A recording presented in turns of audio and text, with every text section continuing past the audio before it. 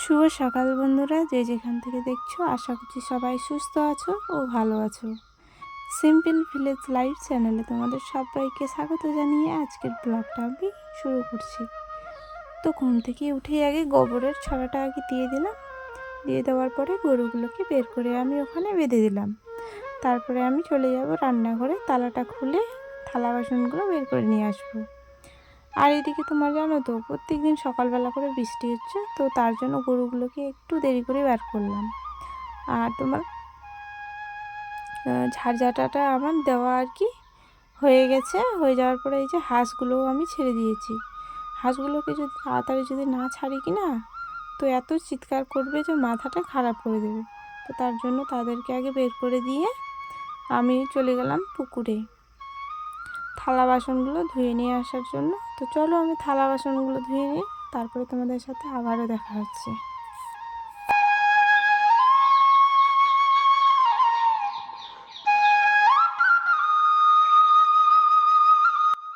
তো যাই হোক, এদিকে আমার মোটামুটি থালা বাসন মাজা কমপ্লিট হয়ে গেছে। কিন্তু কি বলো তো, এই যে কড়াইটার কথা আমি বারবার বলি, কারণ কড়াইটাই আমাকে সকালবেলা একদম কী বলবো ক্লান্তি দূর করে দেয়। যে এত খাটতে হয় ওর পিছনে যে আমার ঘাম একদম বের হয়ে যায়। তো তার জন্য কোনো রকম আর কি মেজে আমি চলে আসবো রান্নাঘরে। তো রান্নাঘরটাও কিন্তু পরিষ্কার করার বাকি আছে জানো। তো তার জন্য আমি তাড়াতাড়ি করে আর কি কাজ করছি, কারণ তোমার দাদাভাই প্রত্যেক দিন কাজে যাচ্ছে এখন। আর মেয়েকেও ঘুম থেকে তুলে আমাকে প্রাইভেটে পাঠানোর আর কি বাকি আছে। আর এইদিকে তোমার দেখো, এই যে কড়াইয়ের মধ্যে আমি ছাইগুলো মেখে নেব, যাতে কালি না লাগে আর কি। আর আমার যেন কালিটা তুলতে কষ্ট যেন না হয়। তো চলো সঙ্গে থাকো।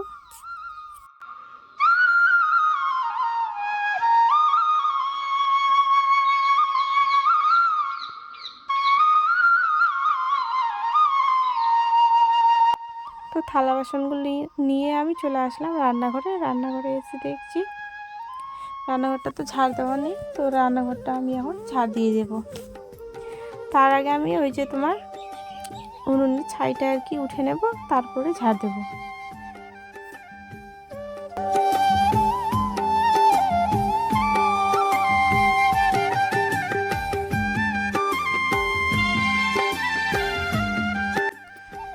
তো উনুনের ছাইটা আমি উঠে নিয়ে বাইরে গিয়ে রাখলাম।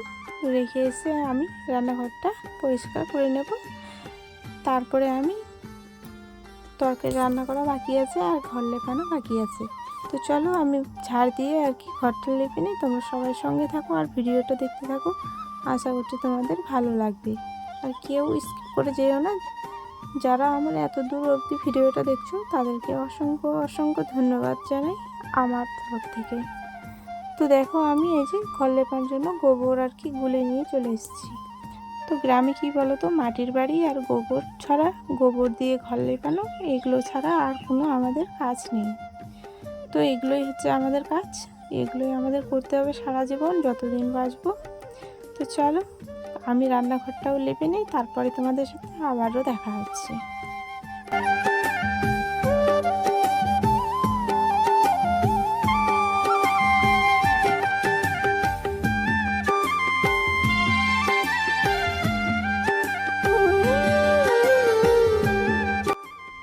তো আমার পিছনে আছে না, তো ওখানে একটা মানে চৌকি রাখা ছিল। তো ওই চৌকিটা আর কি বার করে দিয়েছে বাইরে।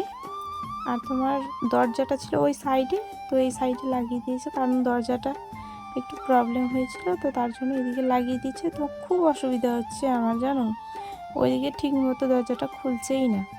তো দেখো আমি এইভাবেই আর কি লেপে নিচ্ছি কষ্ট করে, খুব কষ্ট করে। তো দরজাটা মানে লেগে যাচ্ছে। আর সামনে দেখছো যে একটা বড় একটা খাল হয়ে আছে। তো এখানে জানো তো একটা বড় ইঁদুর ছিল, তো ইঁদুরটাকে মেরে আর কি ফেলে দিয়েছি। আর এখানে মাটি দেওয়ার বাকি আছে। আর তোমার মানে দেরি হয়ে যাচ্ছে, তো তার জন্য আর ওখানে আর আমি মাটি আর কি দিলাম না আজকে। অন্য দিন মাটিটা দিয়ে দেব। অন্য দিন বলতে আজকেই দেব, যখন আমি ফাঁকা হব।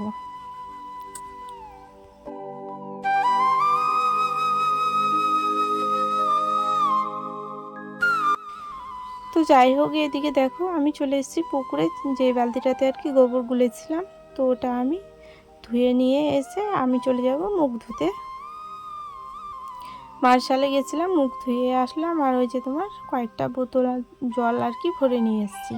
তো দেখছি ফ্রিজে যে পটলগুলো রেখেছিলাম, তো ওগুলো না পচে গেছে বলতে তোমার পেকে গেছে, তো ওগুলো আমি ফেলে দিলাম। আর তোমার বোতলগুলো আমি ফ্রিজে রেখে দেবো, নাহলে তোমার দাদাভাই আমাকে খুব বকবে, কারণ ও ফ্রিজের জল ছাড়া না খায় না। আর আমি কিন্তু ফ্রিজের জল খাই না, কারণ আমার একটুতেই ঠান্ডা লেগে যায়। আমাকে দেখে তো বুঝতেই পারছো যে আমি একদম দুর্বল, আমার শরীরে কিছুই নেই, ঠিক আছে। তো তার জন্য আর 2টা বোতল আমি নিয়ে আসলাম আমার জন্য। ভাবলাম যে সব ঢুকিয়ে দেবো, আমি আবার কি জল খাবো, তো তার জন্য আমার জন্য আমি 2টো নিয়ে আসলাম। এসেই তোমার এই যে লাউটা আর কি কেটে নেব। তো তোমার দাদাভাই লাউ খেতে খুব ভালোবাসে, তো তার জন্য আজকে এমনি রান্না করব, কারণ তোমার মাছ নেই জানো। তো আবার এখানে তোমার তরকারি বলতে তরকারিও সেরকম কিছু নেই। তো চলো আমি এই লাউটাই আর কি রান্না করে নিই।